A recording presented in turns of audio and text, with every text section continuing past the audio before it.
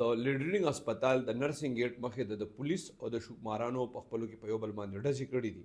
په دې ډزو کې پولیس یو مسلح کس چې کوم دی هغه نیولی دی او د هغه بل ملګری چې کوم دی هغه تښتېدلی دی. حوالې سره د خان رازق تاڼې اس ایچ او طرف نه چې کوم ایف آی آر درج شوی د هغې مطابق هغه وایي موږ ته اطلاع میلاو شوه چې یاره دې ته د موټرسایکلو په غلا په کیس کې یو کس مطلوب و او ورته اطلاع وه چې هغه په موټرسایکل باندې بل ملګري سره بیا هم دې علاقې ته د واردات دپاره را روان دي. دوی وایي د نرسنګ هاسټل سره په روډ باندې ناکهبندي وکړه. دې دوران کې موټرسایکل باندې دوه کسان را روان وو. دي چې کله د هغې د ګرفتارۍ کوشش وکړو په پولیس ډزې کړي دي. پولیس هم پرې بیا جوابي ډزې کړي دي. موټرسایکل نه غورځېدلي دي.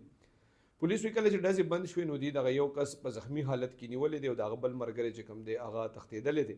پولیس وایي کوم کس چې ګرفتار دی نو دا دوی ته د موټرسایکلو د غلا په کیسونو کې مطلوب و. هغه دوی د علاج لپاره هسپتال ته بوتلی دی. پولیس وایي یاره د چې کوم ملګری تښتېدلی دی د هغه هم پته لګېدلی دی چې څوک دی. د هغه د ګرفتارۍ دپاره هم چاپې وهل شروع دي. پولیس وایي کم کس چې دی نیولی دی نو هغې نه تماچه هم ریکور کړې ده په کوم باندې چې دغه ټایم کې هم ډزې کړي دي. پولیس وایي د ده نه چې کوم موټرسایکل ریکور شوی دی نو هغه هم د غلا دی. د هغې د غلا ایف آی آر هم په دې تاڼې کې شوی. پولیس وایي دا ملزم چې کوم دی دا خو دوی ته هم مطلوب خو د نور تاڼو نه به هم دی چې کېږي چې یاره نور کم کم تاڼو په حدود کې د کیسونه کړي دي